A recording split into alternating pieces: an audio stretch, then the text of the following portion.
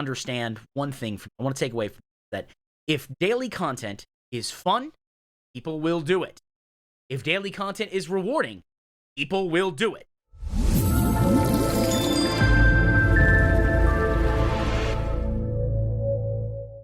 Hey all, it's Nim or Mimicry if you're feeling professional, and welcome to the YouTube video. Now today we're going to be talking about how full-fledged flying will not be in 10.0, but it will be in a later patch. 10.0 will be having Dragonriding, and that system will be developed throughout the expansion. But before we talk about that, if you like me, like what the video is in particular, go on and hit subscribe so you can stay up to date with everything the channel does. In addition, I do my best to respond to all your comments, so drop one down below if you think I'm off base or something, and we'll see if we can do something. I've actually gotten a few good video ideas from the comment section. But without further ado, let's talk about full-fledged flying planned for a later patch in Dragonflight. So during the Dragonflight Developer Roundtable, which I did a video on, you can check it on the channel, and we skipped the Wrath Classic stuff because it wasn't, it would be weird to talk about, okay, Dragonflight Classic, Dragonflight Classic. So I figured we do that in a different video, and I still have to work on that one, probably today. Game director Ian Hazakos has clarified that full-fledged flying is planned for a future Dragonflight patch. So that means we can start off with Dragonriding, but we don't have flight in, as we understand it now, where I'm like, okay, I need to go to the top of that cliff, click shift 2 for me, and, you know, hit number 1, boom, and that is my mount.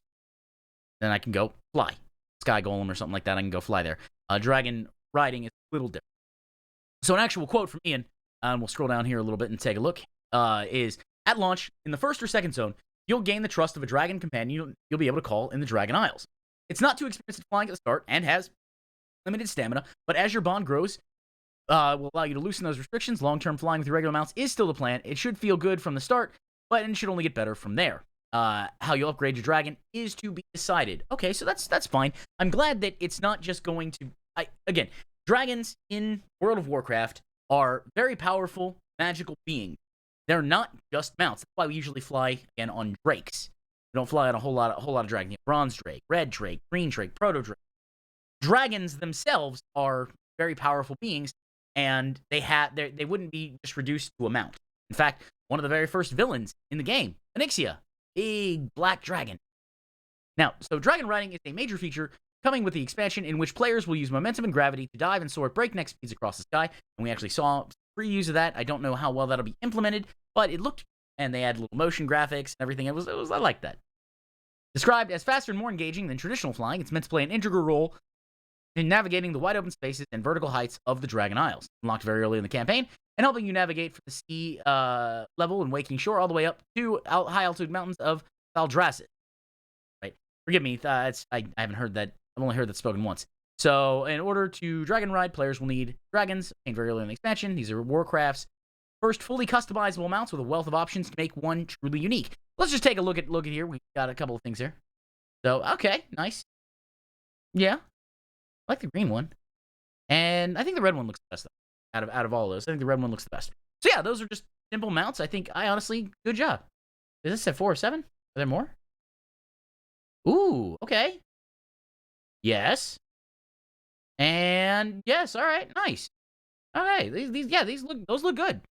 I'm excited for mount customization because why not, right? Like, why wouldn't we have mount customization? I understand that systems take time to implement, especially when you have to essentially there's a glut of systems in every expansion, and keeping them all active would lead to a lot of unbalancing stuff. But you know, I like customizable mounts. I don't know that I'd do anything with it, but the option is nice.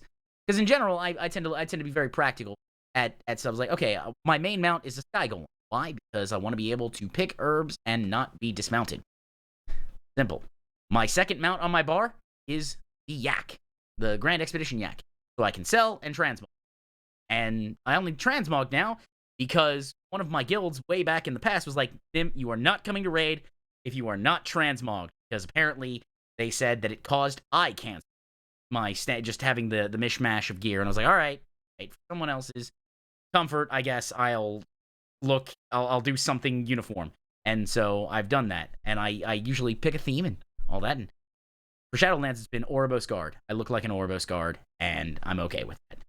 So, long diatribe aside, customization is good. Because the people who want to do it will do it. The people who don't care, don't. Win-win. Nobody will lose it. Now, although a more active sounds like it'd be a lot of fun, many fans have been skeptical of it replacing flying outright and restricting players from the freedom of exploration that traditional flying allows. That is a concern, because right now I can just press my button, go, and fly. I don't have to do anything else. With this announcement, however, it appears that full-fledged flying will unlock in a later patch, similar to previous expansions, while dragon riding will remain an important feature due to it being available much earlier. This will give players a form of flying from the very onset of the expansion, before even reaching level 70, allowing them to engage with the new system and use it to progress through the Dragonflight campaign as intended, but still eventually adding the ability to fly fully uninhibited the way we have in Shadowlands, Battle for Azeroth, Legion, and Warlords of Draenor. So that last line is very important in the way we have in Shadowlands, Battle for Azeroth, Legion, and Warlords of Draenor. So I'm Pathfinder, right? And they're probably going to be like, okay, so there's Pathfinder for General Dragon Isles, and then there'll be Pathfinder for probably another area. So I fully expect 2 to 3 Pathfinder things there, which, while I'm not upset about, I gotta ask, right? I wonder if they added Dragonflight as a response to Final Fantasy XIV, because for those who know and played Final Fantasy XIV, I'm not gonna say like, oh my god, that game is so much better, because it has its strengths, it has its weaknesses. But we'll say a strength is you can gain flight on the first day you play an expansion. I know, because I did a 24-hour stream of Endwalker, and I got flight in like 4 areas. So there were 6 areas. You unlock it zone by zone by zone. While I don't know that would be what I wouldn't want a direct copy of that system in World of Warcraft, I do like the idea of, you play through the zone story, you find a few things, bam, you got flight. So, and Pathfinder generally is that, but I like that it's available from the start. Literally, log in, do the stuff, congratulations, you can now fly. And it's not in a later patch. So that would be my thing there. Now, of course, if you wanted to learn more about dragon riding system, dragon riding replaces flying Dragonflight, let's look at the dragon snoots and customization, because we need to boop the snoot. Let's take a look at this. So as we're here, there's our Australian gaming website, Well Played, interview Dragonflight, Associate Art Director Tina Wang, and Senior Game Developer Jackie Wiley about the things dragon in World of Warcraft's upcoming Dragonflight expansion, from what it means to rediscover the Dragon Isles, to the insane amount of dragon riding companion customization players will be able to unlock, dragon snoots, and even dragon sheep. Hey, dragon sheep, nice. We summarized some key points below, but you can check out the full interview there. So let's customize the dragon. So players won't get just one, but multiple dragon companions to be used with dragon riding. It sounds like one of each body type, so presumably 4. As WoW's first ever customizable mount, the intent is to allow everyone to feel that their dragon is unique from others, with an incredible number of adjustable parameters, including customizable snoots. So if you want to boop a big snoot or a small snoot, you can.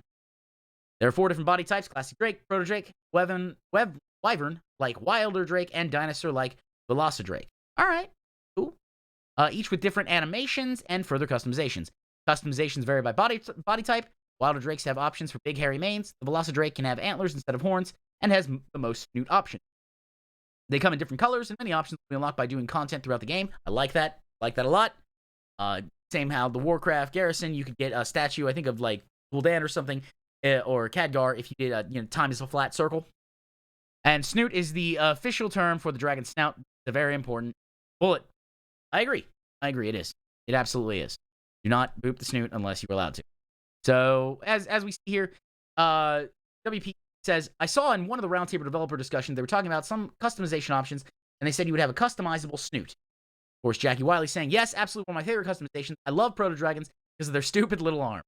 They're very important to me, so I love that they can have no snoot at all, just pushed right in with big teeth. So there's a snoot that's like a beak, and then there's a long snoot. Well, there's also a pterodactyl kind of drake, a Velocidrake, a different dragon.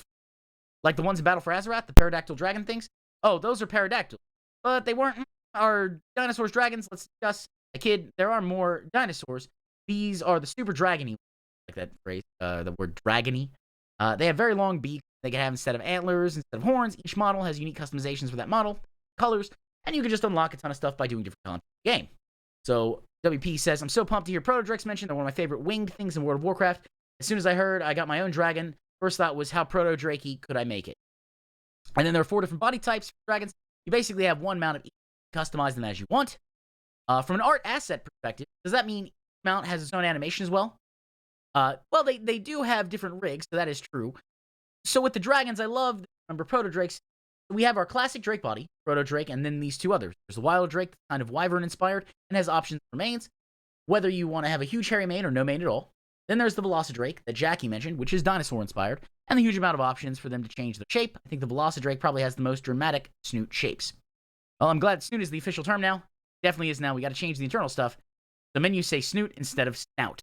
Hey, and the fact that they are leaning into something silly is great. I like that because Blizzard and World of Warcraft has had a lot of serious cosmic level threats in the past, I don't know, 5, 6 years, right? Burning Legion, Battle for Azeroth. And then we killed the Incarnation of Death. Like, we killed the Master of Warcraft Hell, basically. I like something like this. Let's focus on this. And of course, it says, express yourself. Drakthir human models are called Visions forms, and how they choose to represent themselves, allowing a great deal of customizations. Vision, that's a hard word for me to say, apparently. Customization is independent from their dragon form. You can have a pure white or hot pink dragon with a blue or gold Vision form. The Drakthir also have options to dramatically change their face shapes, over 30 different hair colors, including two-tone, highlights, and unique jewelry options. Fantastic. Again, more customization. Will I engage with it? Probably not. I'll hit random a couple of times and then go. But there are people who want to make their character look a certain way, and more power to them is ultimately a more fulfilling game for everybody. And then here we have WP. I was amazed to see how much the Drakthir, dragon people, had in the way of customization, and even surprising things like how their scale color can deviate from the main 5 colors we would expect from dragons in WoW. Seeing a white Drakthir in their visage form with incredible hair and jewelry options, it really looks like it would be impossible to find 2-player characters like. I'm sure there will be player characters that look similar, of course, but yeah, it's options. Again, options. And two-tone hair, and we're not going to do that. I don't care about the customization so much, but I'm glad that it's there. And of course, welcome to Jurassic Park. The primary Dragonflights left the Dragon Isles 10,000 years ago, but the place wasn't left empty. Several other races inhabit them. Familiar species include the Tuskar, my favorite, Gnolls, Draconoid, Dragonspawn, Dryads, Elementals, and a clan of Centaur. New faces include the half-giant Dragon, Lava Mammoths, I need Lava Mammoth. I need a Lava Mammoth at mount. Titanic watchers like Coronos, aka Rocky, the cinematic trailer. Also, his journey was, up and down. I was like, I can make it. He's gonna die. He sees all his friends just basically have their faces torn off, and that's not. There will also be other types of dragons present, including stone dragons, thunder dragons, and primalists, followers of Galakrond, who chose not to side with the Titan. For those who don't know, Galakrond was a huge dragon that the Aspects beat when they were young, before they were empowered as Aspects. And had Galakrond won, would not have dragon, because he eats things. He's just like, oh hey look, there's a red dragonfly. Maybe not all in one bite, but like definitely eats things. And as we're gonna, so do dragons dream of sleep? Dragon Isles are bigger than Northrend and features a lot of verticality. Now I like the reason I want to pause there for a second. If we remember the Storm Peaks, right? You couldn't get very far in the Storm Peaks until you were at least level 77. Because the zone was so vertical. Once you hit level 77, excuse me, you could get cold weather flying, and then you could go about your business in Storm Peaks. I like that they're using actual art assets in more than just a visual sense. The Dragon Isles were conceptualized all the way back in the original release of World of Warcraft, but never made the cut. Fine. They're even dragon sheep. Still sheep, but dragony. That influence is everywhere. Several areas are tied to specific dragonflights, such as the Emerald Garden and the Ruby Life Shrine. The campaign begins at sea level in the Waking Shores and ends up high in the mountain floating platforms of Thaldrazis. Future playthroughs will have more freedom of exploration.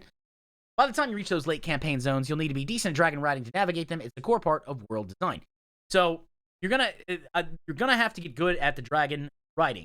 I'm sure there'll be plenty of practice, but I don't know how painful it is going to be set up, because the thing is, you're creating some level of platforming gameplay when you have to do gravity puzzles and dives and things. And while I'll probably be fine, I know one of my mods in chat, Evie, will be outstanding if she decides to play it. I don't think she will. Some players may have struggled with that, so it's interesting to see what happens there. I like the Pokepox. They went, remember back in BFA, there were puzzle world quests. And when you got to Zerd's Mordris, you could spend 9 energy Pokepok and just overload the chest, and boom, got the reward.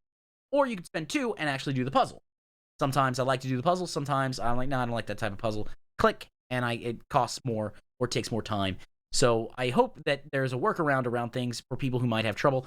That being said, I'm sure it probably won't be too hard, especially once you get some practice. So I don't know, it'll be an interesting thing. So there are Dragonflight races. Actually, yes. So one thing we're really excited about is that we have content team focused on fun outdoor world content, including things like dragon races or hunting giant beasts in the Centaur Plains. We're really excited about that. Repeatable content has always been under the purview of one big quest team, and we love doing it. But it's nice having more people to make more things, put a focus on unique things. Super excited to have these folks around who have been around for wild development for so long and getting to play with action figures in new, unique ways to figure out what fun for players to hop into. So something I want to mention about repeatable content, right? If I do something over and over again, I want it to have an endpoint, and I want it to have a reason for me to do it, right? So that's one of the reasons why I didn't necessarily like the AP grinds, because yeah, I you get concordance all the way back in Legion. You get concordance, and that's great, and I can get incrementally more power, but eventually it falls off and it's not useful. Same thing with when I was trying to do doing reputation gains, right? So me doing reputation gains, I want to get to Exalted. Now, the cash afterwards, whatever, fine. It has mounts, it has toys, it has pets. I don't worry about that. But I want to get to Exalted. That was my thing. I got the 100 rep Exalted achievement, and I want all of those achievements. So the fact that it does have an endpoint, even if it's a little slow, is a good thing for me. I want people to understand one thing. I want to take away from that. If daily content is fun, people will do it. If daily content is rewarding, people will do it. Anyways, so that was this video on Flight. We're going to have Flight after patch 10.0. Maybe it'll be 10.0.5. That would be probably the most ideal. Tell me what you think below in the comments. If you thought I was off or rambly or whatever, let me know. And of course, if you like me or you like what the channel does in specific, go on and hit subscribe and hit that notification bell to stay up to date to everything the channel does. Additionally, I stream on Twitch every Friday, Saturday, and Sunday. So check that out. That'll be at twitch.tv/Nimicry. We do a lot of gaming stuff. Sometimes I might even sneak in a cheeky WoW stream, but we tend to do a lot of MMO content and sometimes educational stuff. If you want to talk to me on Twitter, you can, at Nimicry. That's good for punchy comebacks and things like that. If you want to have a longer discussion, there's a link to my Discord down below. You can discuss with things at length.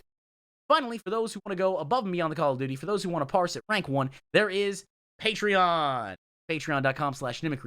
Patreon is a wonderful platform that helps smaller creators like myself monetize these videos, which ultimately do more videos. You also get a couple of extra perks, things like that, depending on the tier. So go check that out at patreon.com. And this was a fun video to make. I'm glad that they stopped doing the will they, won't they Flight thing. They're like, no, we're just gonna have Flight. We're gonna do it. It's gonna be later. And that's the end of the story. While I would like to have it at the first patch, I'm glad because it seems like we always have to have this argument about, oh, are we going to have Flight? Are we not going to have Flight? It's like, no, I have flying mounts. You sold me flying mounts. I want my flying mounts to fly. I earned my flying mounts, too, in various raids. So, I want them. That being said, guys, I hope the mount your farm drops first kill in the next video. Bye.